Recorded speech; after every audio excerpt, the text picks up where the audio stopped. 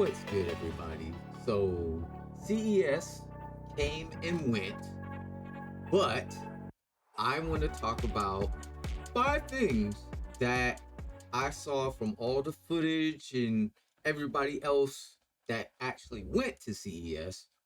Maybe next year I'll actually go. But I want to talk about some things that I think that sparked my interest of could be potentially cool things in the gaming space this year, as long as they do actually come out. So the first thing is what everybody's talking about. It's a new PC handheld, the MSI Claw A1m. I love it. It's supposed to be AIM, but with a 1. I love it. So there's a couple of things about this device that in the specs, it looks like they're doing right. So one, Hall effect sticks, Hall effect triggers out of the box, built into the device. I think that is a smart idea by MSI. The weird thing though, that everybody is kind of like, oh, this is cool, but we don't know how exactly it's going to work. As you can see, it's powered by an Intel chip, Intel integrated processor. And I don't doubt that for modern gaming, it's going to be a great device. But the problem with ARC processors that I've played around with, I have an ARC processor card that a buddy let me borrow, and that is that they don't do retro gaming very well. They're starting to get better with their drivers to where they handle some older titles, but not much. But if you're a person like me, that the reason why you want a PC handheld is really to get the best of both worlds. You can play a retro game when you want to, and also play a modern game when you want to. So I don't know. Uh we have to see when it gets closer to release. I might actually try to reach out to MSI to see if they need some people to beta test this device before, or willing to give out a review unit before actual launch, because I am kind of interested in it, in seeing what it can do. And as you can see, it's supposed to have the quick settings and all that stuff. Now, another issue that I potentially see with this device that a lot of people do with stuff like the ROG Ally, the Lenovo Legion Go, and all that stuff is, if they really don't like having it as a Windows device, they have the option of putting Chimera OS or something like that, Battlesera, whatever, to give it a more console-like experience through Linux. Problem I see with the MSI Claw A1m is that since it's purely Intel chip and ARC GPU, ARC GPUs do not play well with Linux. So I don't know if you're gonna have a actual variable option to come off of Windows if you want something like a Steam-like deck experience. But you never know. Maybe Ayaneo will finally come out with Ayaneo Space, or something else might come out that you can throw on the device. So it'd be interesting to see, for sure, for sure. All right, let's move to the next one. Speaking of Ayaneo, Ayaneo has a new handheld called the Ayaneo Next LITE, which has Steam OS, well, Steam OS, I'm saying in quotes, on it, on the device. The reason why is because if you go a little bit further down here, it says that they're using the Hollow ISO build, but still, yeah, right here, pre-installed hollow ISO for the first time. So it has hollow ISO built onto the device. So it's not exactly Steam OS, but it's close enough. So there you go. But what I really like about what they're trying to do with this device is price point. They are saying with this device, it's gonna start at $299, which is pretty affordable. I I definitely like that there are more companies that are thinking, hey, this PC handheld thing is taking off. Let's bring the price point down, not up. Because for the longest time, Steam Deck was like your cheapest option, and everything else before the ROG Ally came out was like $1,000 or higher. So I'm happy to see that the price point of PC handhelds are starting to go down. I myself want to go and pick up a Loki LITE. It's a older handheld that came out with a dual core chip, not a quad core chip. So I know a lot of people are like, yeah, it is a PC handheld, but it's not that powerful. That's not why I want it. I want it because it was it retails for $229, which is nice. And I have a Windows device that I can play around with putting like different OSs and stuff like that on. So that's why I kind of want one. But I also want one of these because it's a Vega graphics. So it's not really RDNA 3 graphics, but it still will handle some things out of the sun. And I'm kind of interested in what it's going to do in price to performance, but also power to performance. Because Steam Deck, depending on what you change your power profiles to in the TDP, you can get decent gameplay out of it depending on the type of game that you're playing. I wonder if that's the same thing they're gonna do with this next LITE. So I'm quite curious about the device and what it's gonna be able to do. Hell, if anything, it's your another option to the Steam Deck where you can get that good middle ground. You can play current day titles, but you can also have a perfect retro gaming device. So I kind of like what they're going for. For $299, that's not a bad deal. So definitely a device that I'm looking forward to. All right. So the other thing that caught my eye is this Hyperkin Sega Genesis console that plays actual cartridges. I think that's cool. I don't know if people still got their cartridges or are able to find cartridges like that.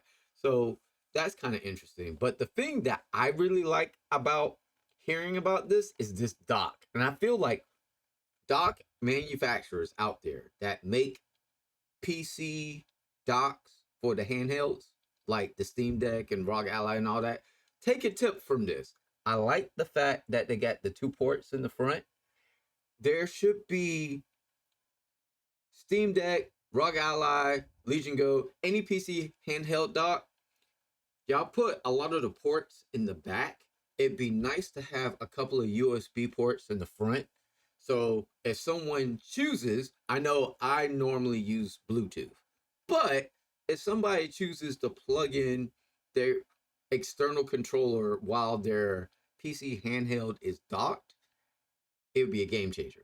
Just want to throw that out there. But I do like the idea of this.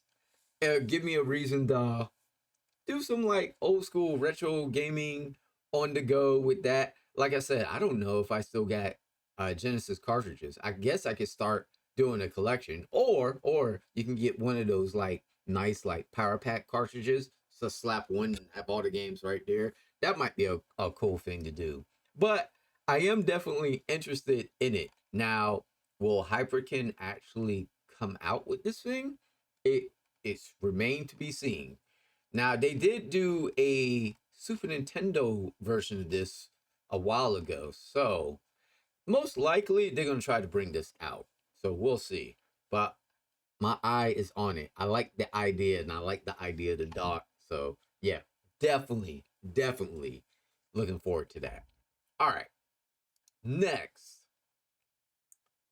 we got the Atari GameStation Portable. I know for some of you, you're like, Bree, this is super niche.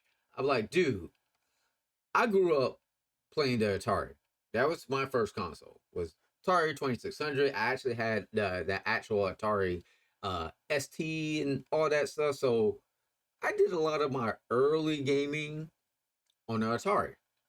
And I like the idea of this handheld because what they're trying to solve is old Atari games had different peripherals, like the trackball and the little I forget what they call it, the little twist knob and the dial pad and all that. So what they did with this handheld, and I really like the idea. So what they're saying is, okay, you're playing a game. Let's say you're playing Missile Command. So Missile Command uses the knob. So every controls will glow, letting you know this game uses these controls.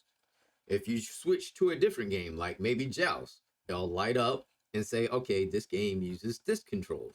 So I really like that idea and concept. It brings that whole Atari thing with the actual Atari controls on a handheld. And I like that. I know I said I was going to grab a Atari VCS at some point, but now my radar is more on this because they also said price point might be 150 bucks.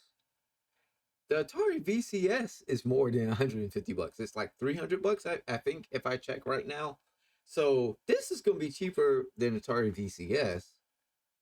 And it's supposed to be playing all the old retro Atari games, and you got all the control schemes right there on the device. Bruh, definitely want. I know it's a niche thing for people like me, older gamers that like Atari gaming, but bruh, yes, yes. So that is definitely on my radar. So uh definitely need to reach out to my arcade. Maybe they'll do the same thing, like ask for people to beta test or do review units, because I would love to test that out. All right. And the last thing that got put on my radar is this. As you know, ever since the Steam Deck, I've been I, I've been meaning to do this as a the next episode to my Relic of the Arcade podcast. I've been a big advocate of PC handhelds and mini PCs. I taught a class recently last year in 2023 where I took old mini PCs and taught kids how to turn them into retro consoles. Mini PCs is a viable option. And, back in the day, when all the hardware was all soldered to the board or single board computing, which I have nothing wrong with single board computing as long as you have some parts that are upgradable, like a Raspberry Pi and all that. But as the technology gets better and better, it's just making mini PCs the future of everything, gaming included.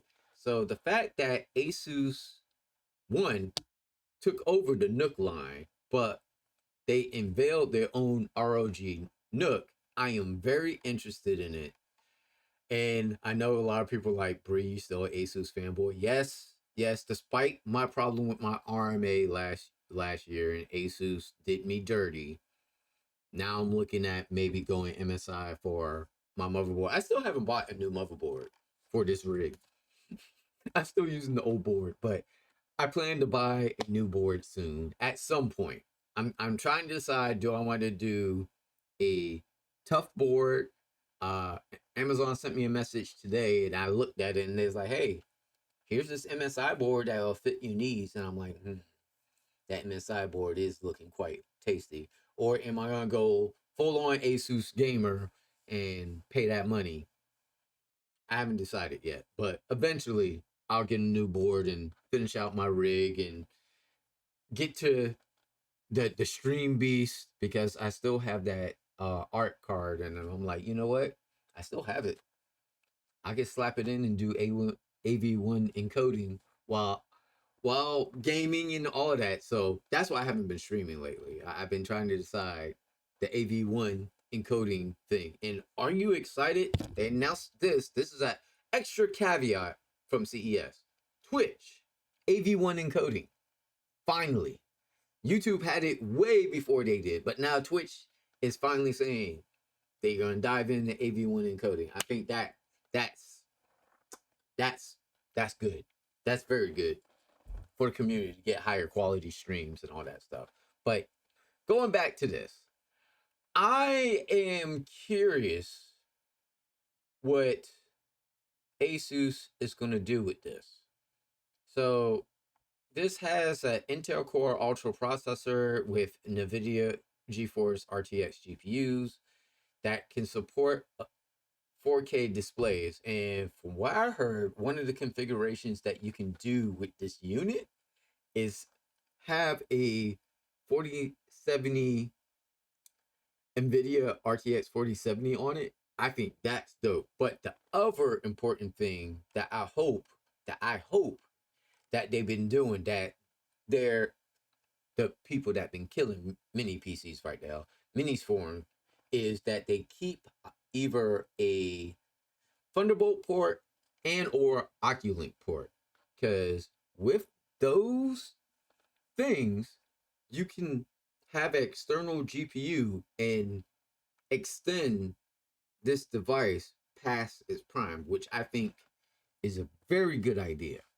So we'll see what happens with that.